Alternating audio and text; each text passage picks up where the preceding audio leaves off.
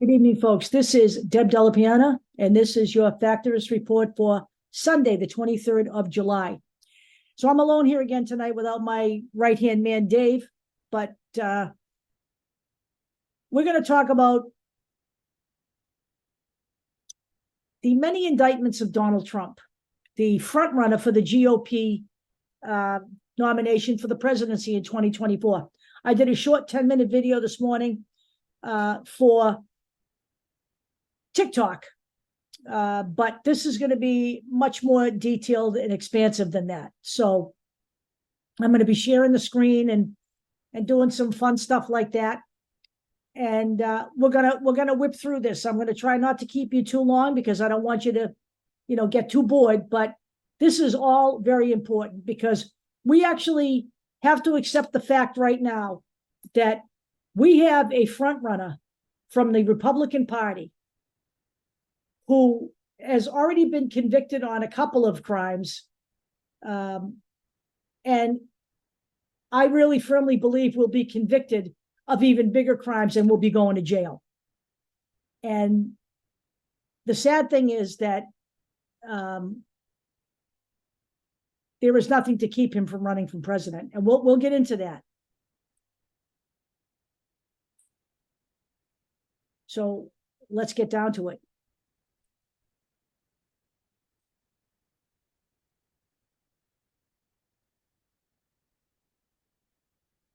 So let's all go back to the J6 committee. The J6 committee, which honestly did a brilliant job. They outdid themselves, and I want to commend, even though I don't agree with either of them politically on anything, I want to commend Adam Kinzinger and Liz Cheney for putting their careers on the line to protect democracy, essentially. And every one of them, Elaine Luria, who actually lost her seat in the midterms because she was on this committee, every one of them, Jamie Raskin, they did a fabulous job. And at the end of the day, they made criminal referrals for Donald Trump and some of his cronies, most notably John Eastman. So Jamie Raskin was the guy who announced that the evidence warrants a criminal referral, and these were the 4 criminal statutes that he alleged were violated: obstruction of an official proceeding, conspiracy to defraud the United States, conspiracy to make a false statement, and to, quote, incite, assist, or aid and comfort an insurrection. Now, contrary to popular opinion, all of the time the J6 committee was working on this stuff, the DOJ was also investigating. They did not get in each other's way. The committee made a referral to the DOJ to go after Trump and his henchmen on these charges, which they don't have to take up, but which they have. And the other reason the J6 committee existed was to create legislation that would help ensure that this would not happen again. And they did create that legislation, saying that, the vice president was only there to certify the election, period. That was his sole role, and nothing could intervene with that. So, that this was the first exposure. These were all televised hearings. They had great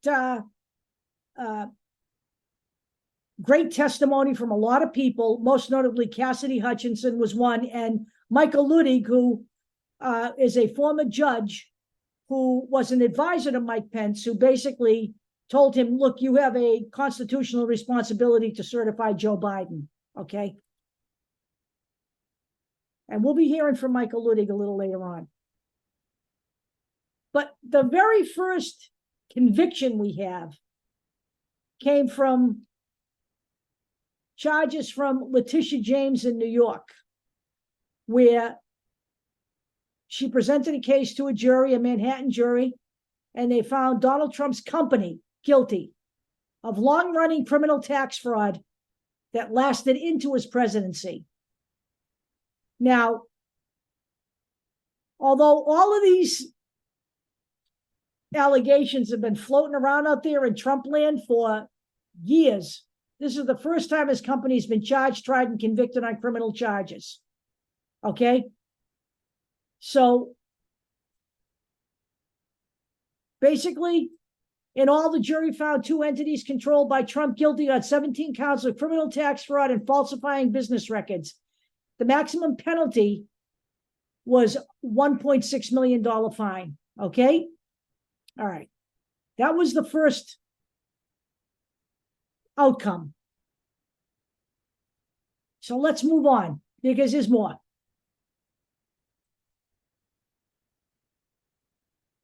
Jury finds Trump liable for sexual abuse in E. Jean Carroll case. Now, E. Jean Carroll was a writer who alleged that Donald Trump raped her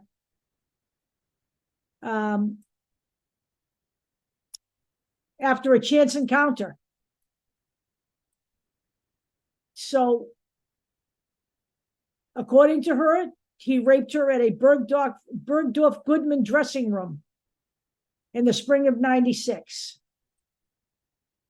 Now, the jury found that Donald Trump sexually abused and defamed E. Jean Carroll because he then went out and said that what she was alleging was a hoax. The jury ordered him to pay Carroll $5 million. They deliberated for 3 hours before returning the verdict. The jury also found that Carroll did not prove by a preponderance of the evidence that Trump actually raped her, but the jury did find him liable for sexual abuse and for defamation. She essentially filed this to, clear her name and get her life back. She was one of the few, actually one of the many women, I shouldn't say few. There are allegations from another 25 women against Donald Trump, and they're all pretty much credible allegations. But she came forward, as scary as it was for her, as frightening as it was. She knew she would be the subject of a lot of criticism, and she was, but she persevered. So what does Donald Trump do? This is a great headline. He goes right out there in social media and defames her yet again. So E. Jean Carroll decides, well, maybe I should sue him again. And it says right here, great headline from Jezebel. I love it. Judge allows E. Jean Carroll to sue Trump again because he can't shut up. Let's hope that this is his downfall. So this was published in June of 2023. The jury actually found him guilty. This first article was from May 9th. So the judge decided in June that she can, yes, go ahead and sue him yet again. But in the interim, Donald Trump and his attorneys decided that because the jury never proved with a preponderance of the evidence that he actually raped her, that the fine was grossly excessive. So he wanted the fine reduced or a new trial. Unfortunately, U.S. District Judge Lewis Kaplan was the one that heard this appeal, and he was having none of that.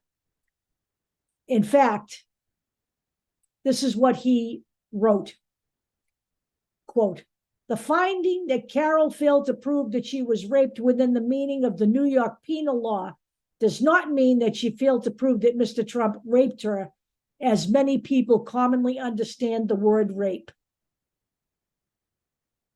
The judge then explained that the legal definition of the term is far narrower than the word rape is understood in common modern parlance. He also wrote, indeed, as the evidence at trial recounted below makes clear, the jury found that Mr. Trump did, in fact, rape E. Jean Carroll. He was pretty blunt about it. Quote, Mr. Trump's attempt to minimize the sexual abuse finding as perhaps resting on nothing more than groping of Miss Carroll's breast through her clothing is frivolous. The proof convincingly established, and the jury implicitly found, that Mr. Trump deliberately and forcibly penetrated Miss Carroll's vagina with his fingers, causing immediate pain and long-lasting emotional and psychological harm. He also stated, lest you glossed over that, there was, quote, ample, arguably overwhelming evidence that Trump is a rapist by the word's most common definitions, and even in, quote, some federal and state criminal statutes. So Donald Trump loses that appeal. But the point here is this. The GOP, they never even blinked at any of this. They remain behind him. They stand behind him. They don't care about E. Jean Carroll.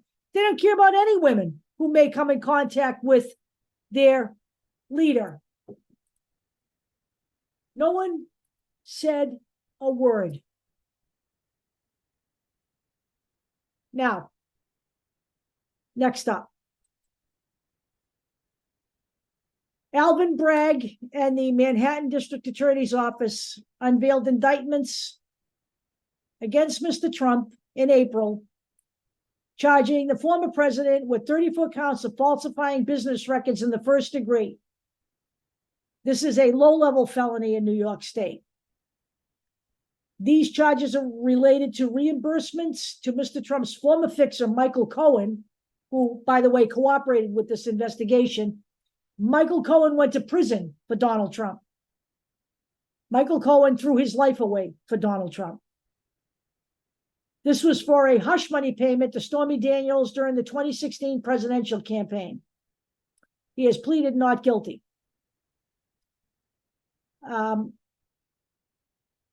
There's also other evidence and other stuff that was released by Alvin Bragg. A document outlining a larger scheme that he said Mr. Trump and others had orchestrated to avoid negative press during the campaign. That scheme also included hush money payments to a second woman who said she had an affair with Mr. Trump, and to a former Trump doorman who made an unproven claim that Mr. Trump had an out-of-wedlock child. So the 34 charges against Trump include 11 counts related to invoices from Cohen. Prosecutors say Mr. Cohen submitted phony invoices for legal fees to cover the fact that he was getting payments from Trump to pay off Stormy Daniels. 11 counts related to checks. Checks were written by Mr. Trump or using his funds to reimburse Mr. Cohen for those payments. And 12 counts related to ledger entries. Those are accounting records made for the reimbursements in Mr. Trump's books.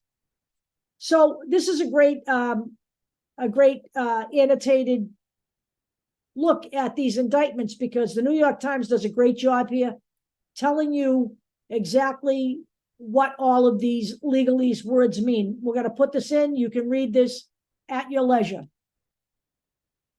Now, this case will go to trial in March of 2024. That is right after Super Tuesday. And, you know, it gets uglier from here.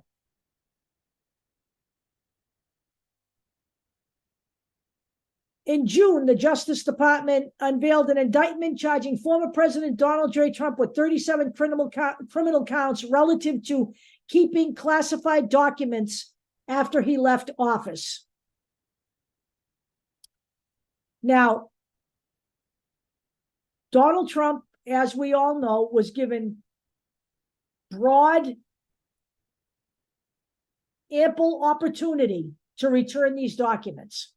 The National Archives, at first made verbal requests for him to send them back.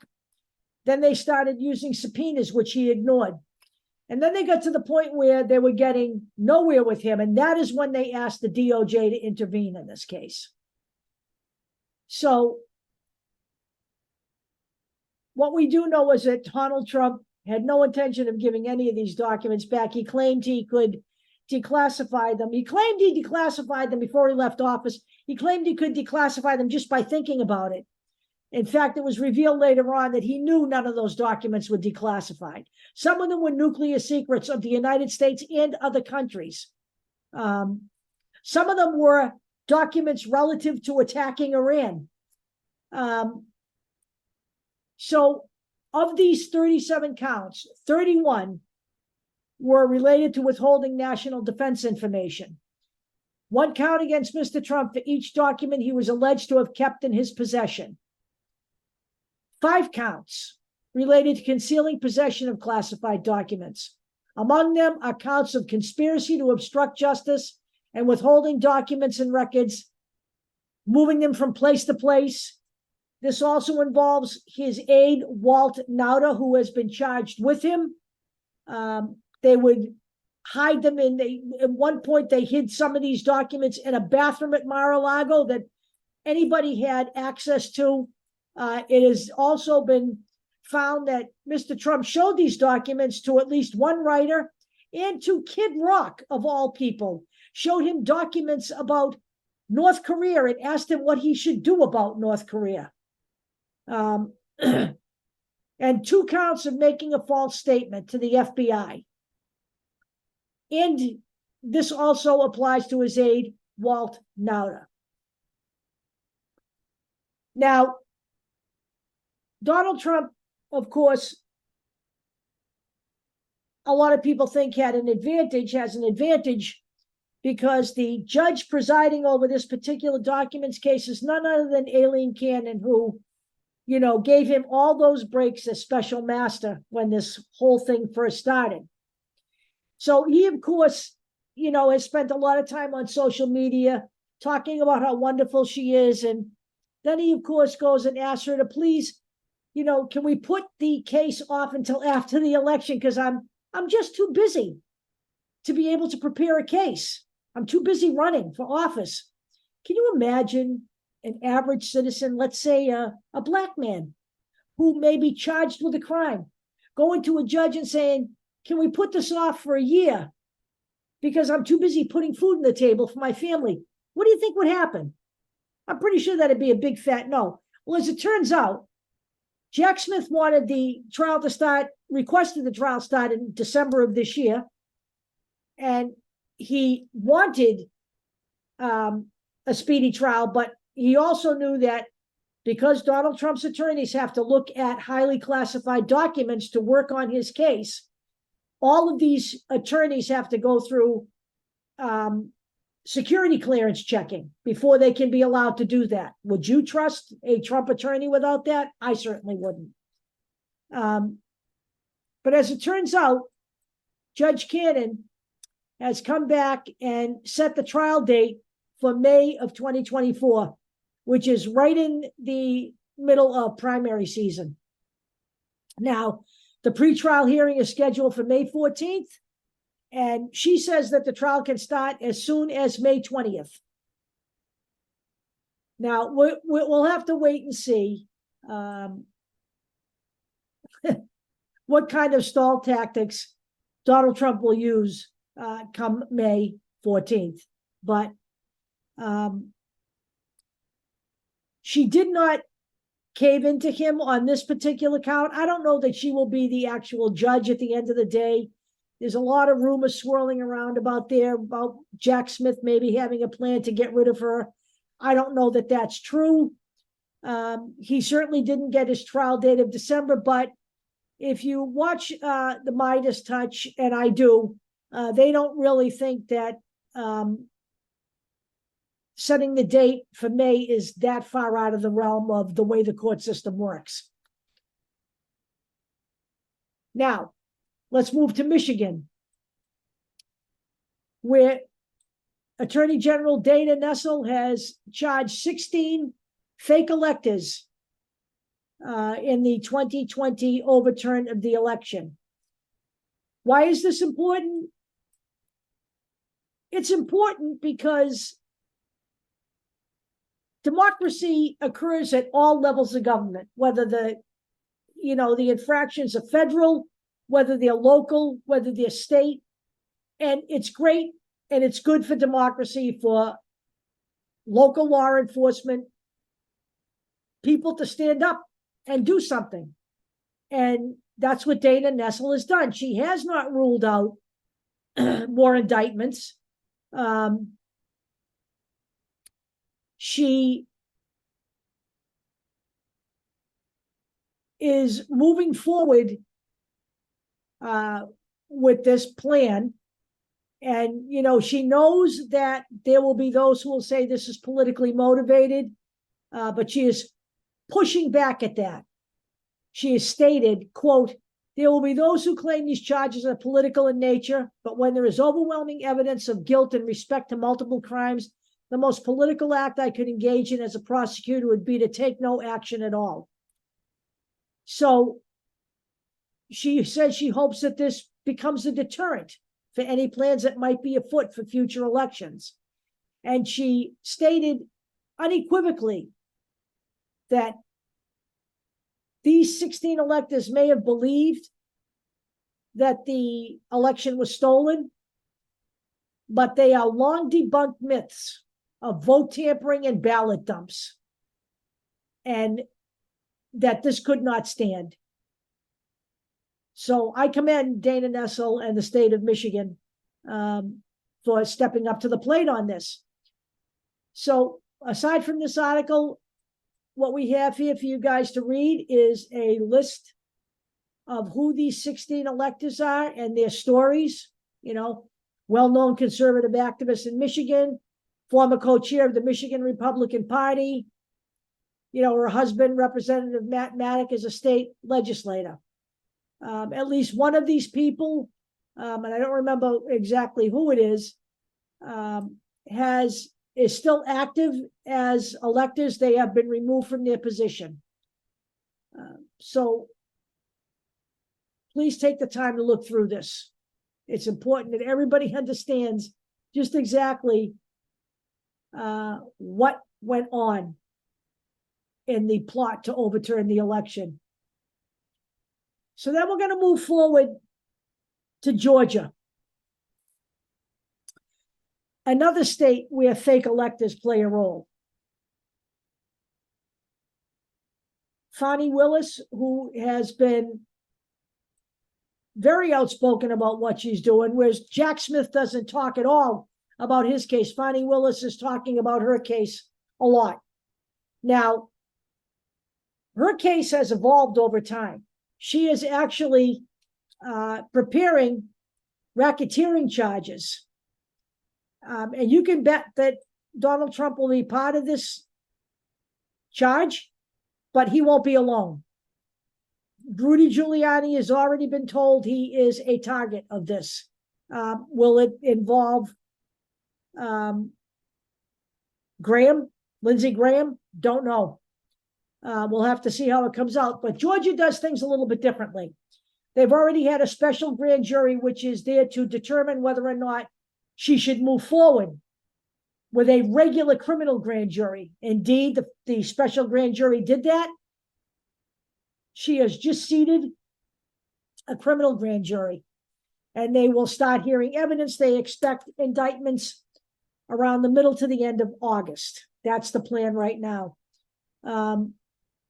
But this is being termed a, quote, sprawling racketeering indictment. And this is from at least two people who have been briefed on the matter, speaking anonymously, of course. The racketeering statute in Georgia requires prosecutors to show the existence of an enterprise and a pattern of racketeering activity that is predicated on at least two qualifying crimes. So what they suspect those crimes would be influencing witnesses and computer trespass.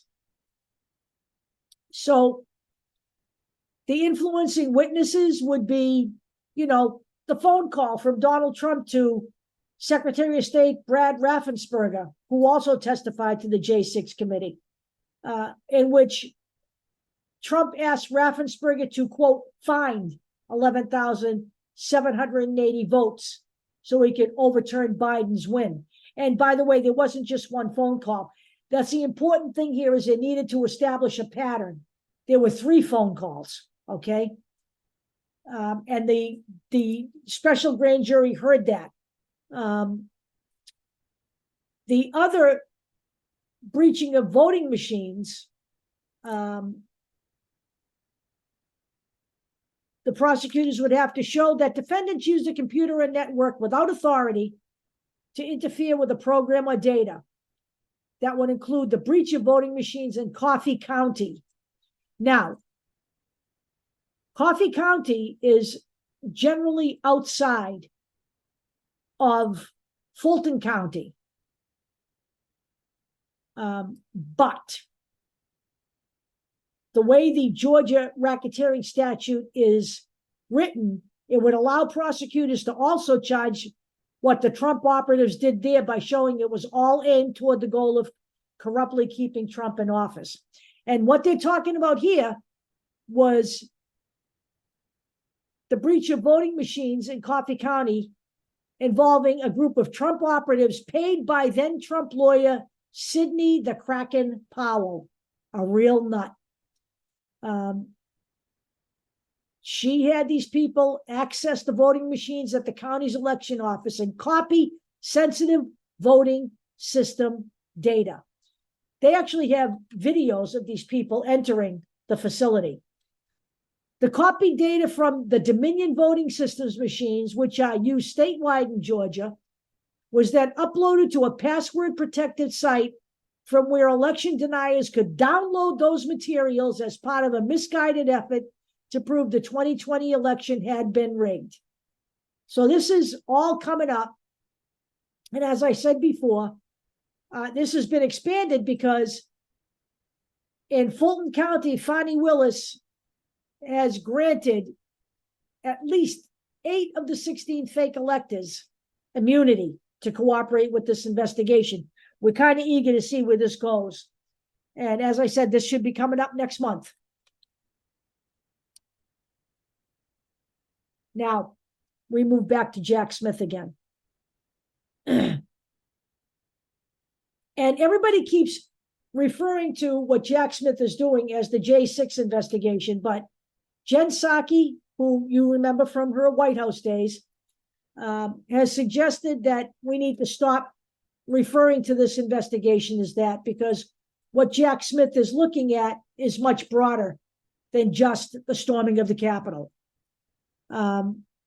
According to Psaki, Trump engaged in a sprawling and systematic effort to steal the 2020 election. We have heard and seen evidence that these efforts included defrauding the American public, subverting democratic institutions, and coordinating a pressure campaign at the local, state, and federal level to overturn the will of the people. She's absolutely right. Trump and his allies attempted to compromise and co-opt the Justice Department for political purposes. They submitted fake elector slates, recruiting and directing Trump supporters to forge paperwork and falsify information. They created a massive and allegedly fraudulent fundraising campaign to solicit donations based upon a lie. Please send me money, the ultimate grifter said, because I have to fight all of these fraudulent votes. We have to investigate. We have to, show that we have had our election stolen from us. He made millions of dollars off his, honest to God, these people are in a cult. There is just no denying it. And finally, she says, many of them, including Trump himself, stood idly by as a mob desecrated the Capitol and threatened to hang America's vice president. They also threatened Nancy Pelosi while they were at it.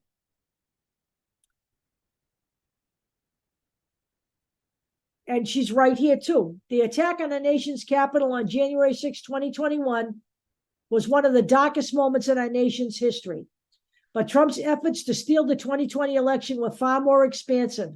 And as we reflect on how to prevent history from repeating itself, we need to talk about the totality of his actions.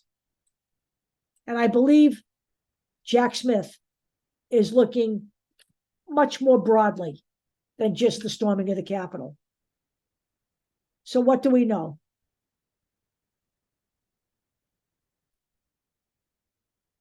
We do know that he is, because he has offered limited immunity to at least 2 fake electors in Nevada who testified to his grand jury. He also stated at that time that he was ready to compel people to testify who received immunity but said they weren't going to answer under the Fifth Amendment protection. So he's serious about what he's doing. And what do we now know? We know that Donald Trump has been served a warning that he is a target of this investigation. He did receive a target letter. He, went out there on his Truth Social website. It really isn't Truth Social, it's Lie Social, but he went out there and stated that he received it on a Sunday night, but he did not reveal that until Tuesday. Apparently the letter asked him to come in and talk to the grand jury and give his side of the story. He will not do that. That has not happened. And I would be very surprised if Trump did that, because he would be doing it under oath and he would lie, and then he would be a dead man. I mean, he would not do himself any favors. So what we do know, we don't know any specifics. No one has seen the letter, but we have confirmation that, yes, a letter was sent. There are indications that there are 3 statutes cited. Those for conspiracy to defraud the United States, as well as obstruction of an official proceeding. We know those 2 things. One would address Trump's campaign efforts to submit fake election certificates, which they tried to give to Mike Pence the day he was there to certify the election. The other was used against several rioters. They used that. They used the statute obstruction against several of the rioters. Okay. But the 3rd statute is the one that's really interesting, apparently. People are calling him a genius on this. Would be the inclusion of the statute, Section 241 of the Criminal Code, provides an alternative to taking the riskier path of charging Trump under the Insurrection Act, another law drafted as a response to the Civil War. Now, we'll talk about why that's a danger in a few minutes, okay? I mean, technically, yeah, we could charge him under the Insurrection Act, but the question is this. It has never been done. None of this, by the way, has ever happened to a former president. No former president has ever been charged with this scope of crimes before we even get to the Insurrection Act. But the Insurrection Act is iffy because it's got its problems already. It's very vague. And, people have been talking about rewriting it. And it will be challenged in the courts, but we'll get to that. Now, Norm Eisen, who served as a counsel during Trump's first impeachment and worked alongside fellow former prosecutors in drafting a model prosecution memo for charges against Trump, said special counsel Jack Smith and his team may have thought the Insurrection Act might be a bridge too far and presented a problem. And using Section 241 may be what he called, this is exactly what he said, an elegant solution, which this statute would deal with conspiring to deprive citizens the free exercise of constitutional rights like voting, as a path to convict Trump. Now, we don't know if any of that is true. We do know that but the only thing we do know is that Trump has been served a letter, but we don't really know what Jack Smith is thinking, and we really don't know that that's exactly what he's doing. So, unlike the Insurrection Act, the 241 has been used recently. Okay, so I think that's where the thinking goes. Is the Insurrection Act hasn't been used against a former president ever, although it has been invoked several times, and we'll talk about that. Now, I'm going to put this in. I'm not going to read this, but a lot of legal minds calling the use of 241 a brilliant move. We'll have to see where that goes. But one thing that is a pretty much a foregone conclusion is that, and I'm going to put this in, I'm not going to play it. You guys can watch this at your leisure. These videos are about 9 minutes long. They are you got to watch them. They're worth watching. That Jack Smith is going to go big on indictments. It is not going to be just a narrow, storming the Capitol thing. He's going to go big.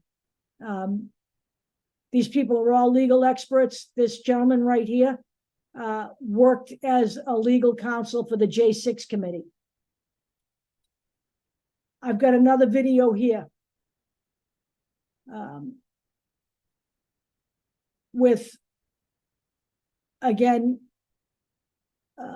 people from MSNBC talking to legal people about just what Jack Smith may be doing. So we got David Kelly on for this one, talking about how, this is not just going to be a small situation, because because the DOJ has had White House aide William Russell, who now works for Trump's presidential campaign, testified before the grand jury. And he has also had several people who testified previously come back in, because, what happens is they take testimony from one guy, then another guy comes in another day and reveals other information, and they have to bring these people back in. So, we also know that he has people scheduled out for the next month. So we don't know whether there's going to be a first set of indictments and then with follow-up indictments. We don't know if the indictments are a month out. We don't know if they're imminent. Some people are saying they're going to happen this coming week. We don't know, but we do know this. One thing to remember is that, yes, he has indicted Donald Trump in the documents case, but they are still investigating the documents case. So there is a possibility that they will amend that with additional charges. We just don't know yet. I also have a video here from Judge Ludig, who, as you know, was an advisor to Mike Pence and who testified at the J6 committee. And he is talking about the indictments. He calls what is this particular set of indictments coming up. He calls those the, quote, gravest offenses against the United States that a president could commit. And he's, he talks a little bit about 241 in here as well. He has also talks a little bit about this opinion piece he wrote in June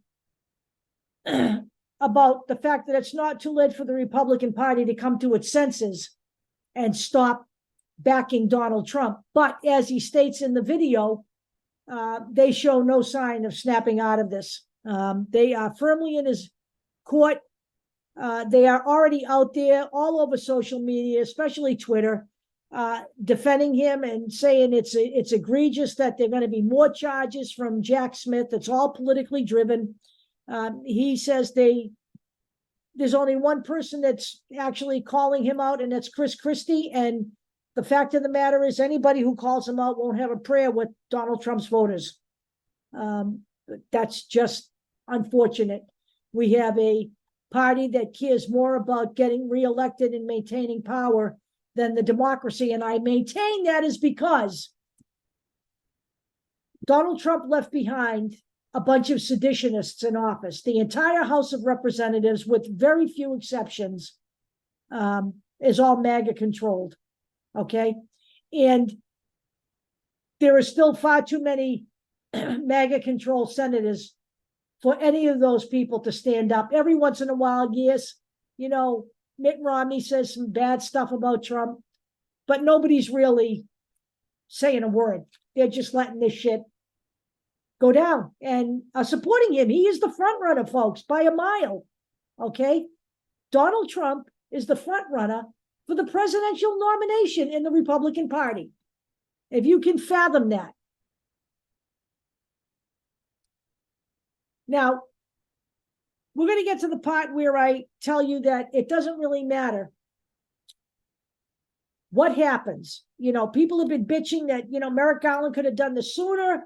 Now it's too close to the election. That means he's going to run. I have some really bad news for you folks. There are no laws on the books that will prevent Donald Trump from running for the presidency or serving as a president, even if he goes to jail. Can Trump run for president from prison? Yes, and it's been done before. Yep. Eugene Debs did it in 1920. Okay. And Donald Trump could even serve as president from prison. Now, is that practical? No, it's not practical. But here's something else to take into consideration. An article from Roll Call, how inmate Trump could become President Trump and pardon himself. And it states right here, his support will grow, not get weaker.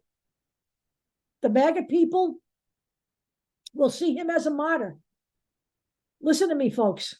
Nothing is more important than voting in the 2024 election.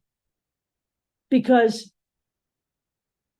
the fact of the matter is, and this is not Merrick Garland's fault or Jack Smith's fault or the current administration's fault. It has been since the formation of our government that there are no laws to prevent this from happening. And that's a shame, because we have people who have served their time in prison who are out now after serving their time as citizens that the Republicans don't want to vote. They don't want them to vote. But yet we have a criminal running for president. That stuff has to change. But again, I will say to you, I think there needs to be ethics reform. I think candidates should have to meet a base level of decency. I think if you are a rapist, I think if you have a history of domestic abuse, those should be automatic non-qualifiers for public office. There have to be some kind of baseline character, characteristics that need to be met to serve in the government. If you've been convicted of, fraud, financial fraud, anything like that, you should not be allowed to run.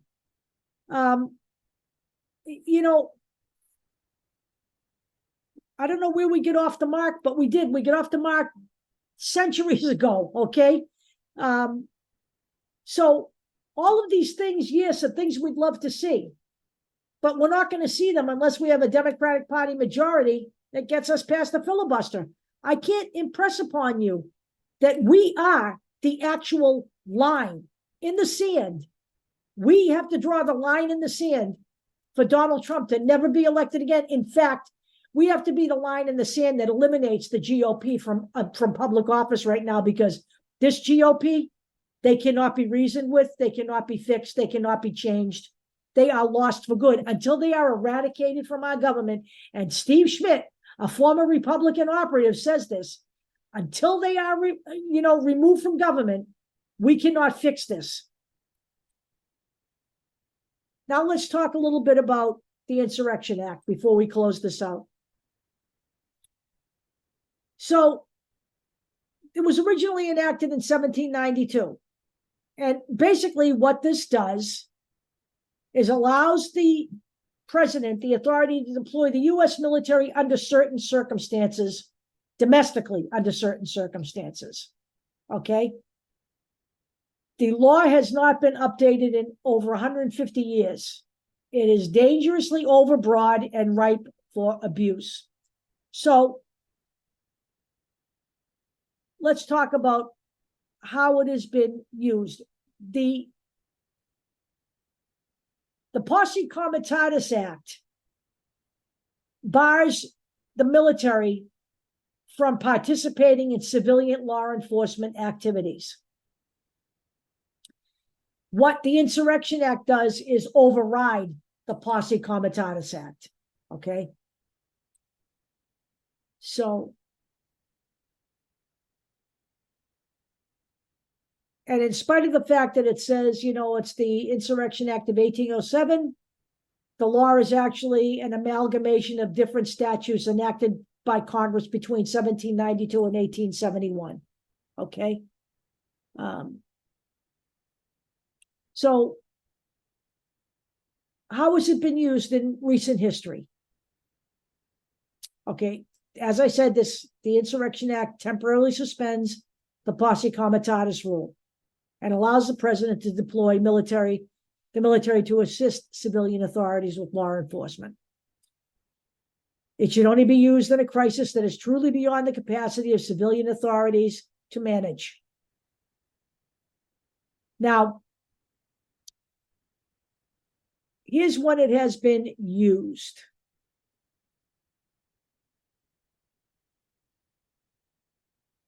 It has been used numerous times, actually, throughout American history. Abraham Lincoln invoked it at the start of the Civil War. President Ulysses Grant used it to crush the first incarnation of the Klan in the 1870s.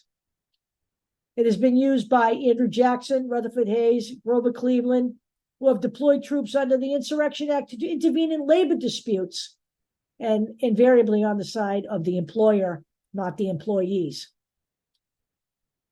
And probably the most famous use were Eisenhower, Kennedy, and Lyndon Johnson, who invoked the Insurrection Act during the Civil Rights Movement to enforce federal court orders desegregating schools and other institutions in the South. It was last invoked 29 years ago when President George H.W. Bush in 1992 responded to the governor of California's request to put down riots that were occurring in Los Angeles with the acquittal of 4 white police officers charged with beating black motorist Rodney King. So no president has unilaterally invoked the Insurrection Act against the state's wishes since Lyndon Johnson did so to provide protection for civil rights activists in Alabama marching from Selma to Montgomery in 1965. Now, what we do know is that Donald Trump failed to call out the National Guard on January 6th, 2021. And he failed to call out the National Guard because he wanted that to happen. I don't think anybody can or should deny that. This is a man who knew there were people armed in the crowd and literally said, I don't really care. They're not here to shoot me. Let them in. Let them in. Take down the magnetometers. He didn't give a shit about this country. He didn't give a shit about the officers that were woefully understaffed to handle this crowd. And he didn't give a shit about anybody else but himself, because that's Donald Trump.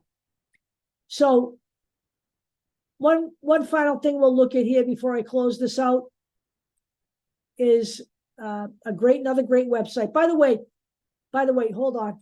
This Insurrection Act thing, I would look at this. This is the Brennan Center for Justice. We use this a lot. This is a really great group. You can read their suggestion for reform of the Insurrection Act and why it's too broad, and that's fine.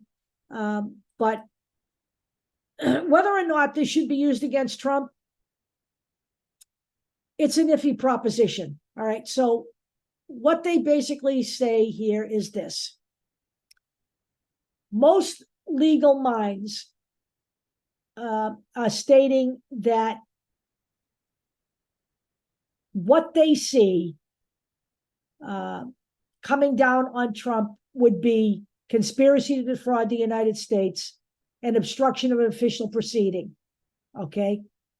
And then, solicitation of election fraud. That would be the fake elector scheme. Okay. Barbara McQuaid, who is also a lawyer, who is on MSNBC a lot, and we read her stuff. She came up with a model prosecution memo. And by the way, in this article here from Just Security, which is a great resource, you can click on these links and see her memo. All right. Anything that's here that's in another color, click on the stuff and look at it. She has mentioned other public offenses, other possible offenses, including seditious conspiracy, which, both the Proud Boys and the Oath Keepers have been convicted on that charge. Now, only one post has seriously considered the applicability of the Insurrection Act. And that was from Lawfare. And it does involve Trump's conduct on January 6th. He did not call out the National Guard to stop the riot. He did not call out the National Guard to stop them from breaching the Capitol and trying to get into the inner chamber. So what this statute reads, this part of the statute of the Insurrection Act reads, is that whoever assists any rebellion or insurrection against the authority of the United States or the laws thereof, or gives aid or comfort thereto, shall be fined under this title or imprisoned not more than 10 years or both, and shall be incapable of holding any office under the United States. The reason this is iffy is it has never been used against a former president. It is the only way that Trump can be prevented from holding public office again. But the reality is this: Congress may not have the power to disqualify someone from holding office, all right? Because the presidency's qualifications are specified in the Constitution. This is why this is an iffy and scary prospect, okay? Because this can be challenged in the courts.